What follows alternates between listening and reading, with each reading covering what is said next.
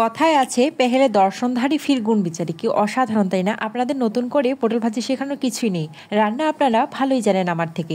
আমরা পটল ভাজা বাড়িতে সবাই করে থাকি, শুধু কিভাবে ভাজলে পটলটাকে পরিবেশন করার পর পাতের সৌন্দর্যটা বেড়ে যাবে শুধু এইটুকুই দেখাবো। তো চলুন শুরু করা যাক। প্রথমে আমি বেশ খানিকটা পটল নিয়ে নিয়েছি, আর পটলটাকে অবশ্যই ধুয়ে নিয়েছি। তারপরে আমি বটির সাহায্যে পটলের দুই পাশটা একটু করে কেটে নিয়ে আলতোভাবে এভাবে খোসাটা ছাড়িয়ে নেব। আর এভাবেই সবগুলো পটল খোসা ছাড়িয়ে নেওয়া হয়ে গেলে দুই আঙ্গুলের সাহায্যে পটলের মাছ বরাবর আঙ্গুল দিয়ে ভালোভাবে শক্তি দিয়ে একটু দাবিয়ে দেব, যেন পটলটা ভালোভাবে চ্যাপ্টা হয়ে যায়। তারপরে সাইড থেকে এখন কেটে নিতে হবে।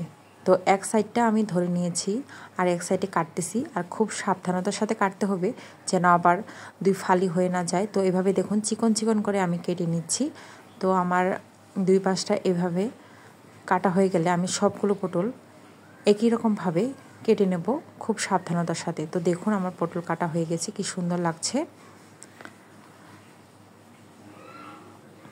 এরপরে আমি পটলগুলোতে লবণ পরিমাণ মতো দিয়ে দিলাম, মরিচ দিয়ে দিলাম, হলুদ দিয়ে দিলাম, আর একটু মশলার গুঁড়ো। এভাবে সবগুলো মশলা দিয়ে এখন ভালোভাবে মাখিয়ে নেব, যেন সব মশলা পটলের গায়ে গায়ে ভালোভাবে লেগে যায়। আর এভাবে মশলা মাখানোর পর যদি হাতে সময় না থাকে তাহলে আপনারা সাথে সাথে ভাজতে পারেন, আর যদি হাতে সময় থাকে তাহলে একটু 7 থেকে 10 মিনিটের মতো একটু রেস্টে রেখে দিবেন, তারপরে ভাজবেন। তো আমি 10 মিনিট রেস্টে রাখার পরে পাশাপাশি একটি ফ্রাই প্যানে তেল বসিয়ে দিয়েছিলাম, আর তেলটা গরম হয়ে গেলে একটা একটা করে পটল ছেড়ে দিয়ে দেবো ভাজার জন্য। তো দেখতে থাকুন ভিডিওটি। আর প্রথমবার দেওয়ার পরে 5 মিনিট পরে এভাবে উল্টিয়ে দেব। প্রথমবার উল্টিয়ে দেওয়ার পর চুলার আঁচটা অবশ্যই কমিয়ে দেব, আর অল্প আছে এইভাবে আস্তে আস্তে উল্টিয়ে পাল্টিয়ে পটলটাকে ভালোভাবে ভেজে নেব। আর পটলটা ঢাকনা দেওয়ার প্রয়োজন নেই, এভাবে খোলা রেখেই ভাজা যাবে। বেশ কিছুক্ষণ পর দেখবেন কালারটা চেঞ্জ হয়ে যাবে, তখন বুঝে নিতে হবে আপনার পটল ভাজিটা হয়ে গেছে।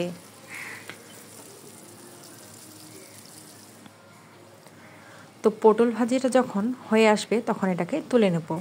বেশ অনেকটাই পেঁয়াজ কুচি করে নিয়েছি, এখন পেঁয়াজ কুচিটাকে ওই পটল ভাজির তেলেই দিয়ে দিলাম ভাজার জন্য। আর পেঁয়াজটা যখন লালচে হয়ে আসবে তখনই দিয়ে দেবো মরিচের গুঁড়ো আর কাঁচা মরিচ, ভালো ফ্লেভারের জন্য কাঁচা মরিচটা দিয়েছি। এরপরে উপরে দিয়ে দিলাম ভাজা পটল, আর ভাজা পটলগুলো এইভাবে দিয়ে এখন পেঁয়াজটার সাথে মাখা মাখা করে আবারও একটু ভেজে নিতে হবে, যেন পেঁয়াজটা পটলের গায়ে গায়ে লেগে থাকে। তো এইভাবে বেশ খানিকক্ষণ পেঁয়াজটা আর পটলটাকে এভাবে মাখা মাখা করে নেড়ে চেড়ে তুলে নিব। তো দেখুন কি সুন্দর লাগছে, আর এটা যখন খাবেন তখন একটা অন্যরকম স্বাদ লাগবে। তো এটা না ট্রাই করলে আসলে বুঝবেন না, এটা গরম ভাতের সাথে খেতে অসাধারণ লাগে। তো আমার ভিডিওটি কেমন লাগলো অবশ্যই কমেন্ট করে জানাবেন, পাশাপাশি একটা লাইক শেয়ার করবেন, আর সবাই ভালো থাকবেন। ধন্যবাদ।